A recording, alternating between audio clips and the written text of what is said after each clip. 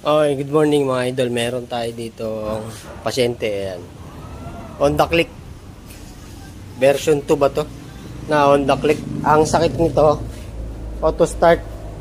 Kapag ka sinusi ko, ayan, start na siya kagad. Ayan o. Wala akong pinindot dyan ha. Pero ayan o.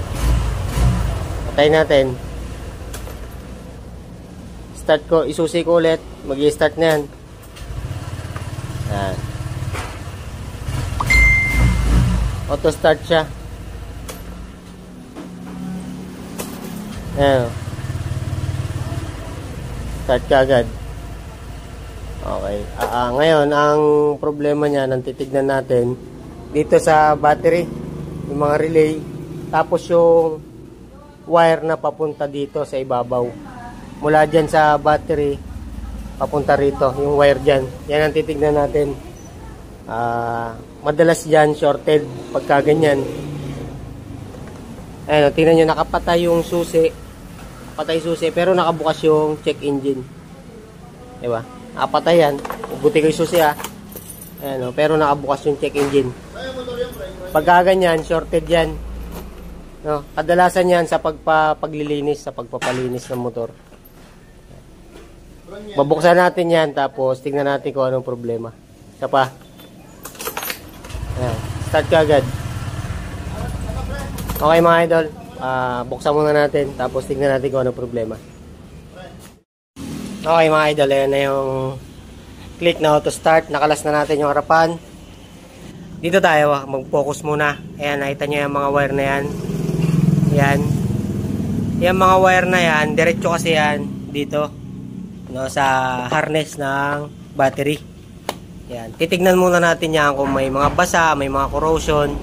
Yan muna yung buksan natin. Diyan muna kayo mag-focus.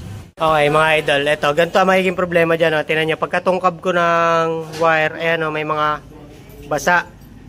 Yan. Kaya nag-auto start. Kaya ang gagawin natin dyan, ibo-blower natin mamaya. Yan. Kaya siya nag-auto start. Pagka yung Honda Click nyo, nakita nyo naman kanina, pagkasusi, start agad. Diba? Pagkasusi pa lang, nag-start na. Wala ka, hindi mo pa pinipigay yung preno, hindi mo pa pinipindot yung push start. Yan ang gagawin nyo. Simple rings, ayan. Check nyo yung mga socket. Katulad yan, no? Basang-basa. Sa loob. Ayan, no? Diba? Basang-basa siya. Nagko-corrosion na nga siya. Ngayon, pag tatanungin nyo kung bakit nagkakaroon ng ganyan, pagka nagpapakarwash kayo, pag nagpapalinis kayo, huwag nyo pabubugahan ng pressure washer sa ilalim, sa loob. Yan. Kaya yan pinapasok. Pagka ang buga ng pressure washer ay papasok dito sa loob. Yan. Nakataas na to. I-check nyo siya. Yan. Basta pumapatak-patak po. Yan. Kaya nag-auto start. Dito yan sa right side ng ano, dito sa tapat ng battery. Paakyat dito. Ito yan. Yan. Titignan natin lahat yan. Lahat to titignan natin. Tapos i-blower natin lahat. Yan. Okay naman. Ito lang talaga. Yan o. Kitang-kita naman. Yan o. Basang-basa siya. Diba? Kinakalawang na siya. Tapos nagkaroon na ng corrosion sa loob. Bali, lilinisin natin yan. Tapos susubukan natin kung mag-auto start pa. Okay mga idol, ganito gagawin natin. Ayan, mayroon ako dito ang blower. I-blower natin yan para matuyo. Tapos pag natuyo na, lalagyan natin ng contact cleaner o WD-40. Tapos blower ulit natin. Saan natin subukan. Bunutin nyo muna yung battery mga idol ha, bago kayo mag ano-ano dyan ha. Kaya kita nyo may lumalabas na ano, tubig.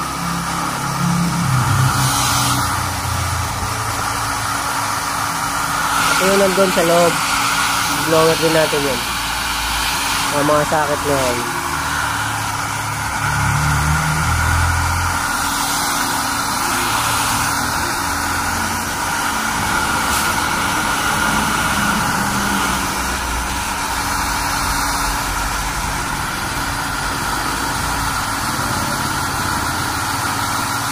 I-blower ko lang mga idol kasi ako lang humawak ng camera mga idol eh. Okay mga idol, eto na. Nakabit ko na yung battery.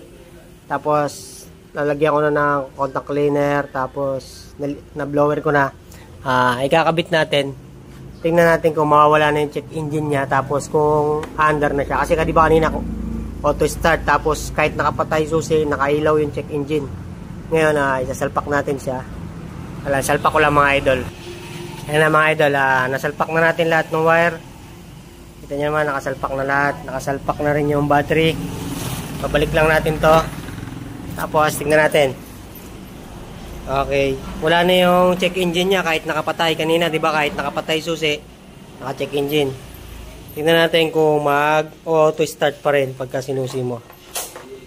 Ayan na, hindi na siya nag-start mga idol. Di ba kanina, pagka susi ko ng ganito, start na kagad siya. Ngayon, hindi na. Ngayon, buka natin start. Ayan na. Okay. Patayin natin ulit. Susi natin. Wala na yung auto start. Kailangan mo na siyang i-start ulit. Ano yung nabasa dyan? Ha? Ito yun yan. Okay na mga idol ha. Yun lang. Pagka yung motor nyo nag-auto start, ang gagawin nyo,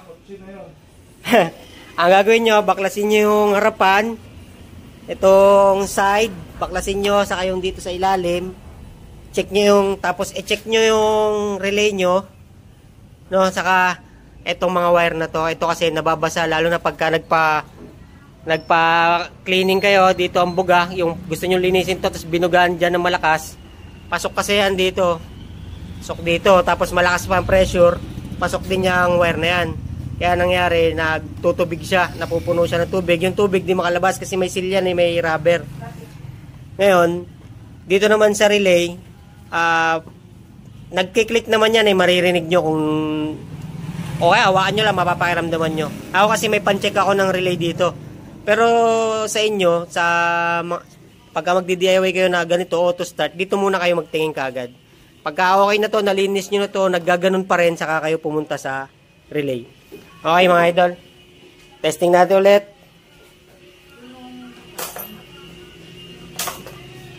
Goods na, hindi na siya nag-i-start. Kailangan mo na siyang i-start ulit. Okay, sa mga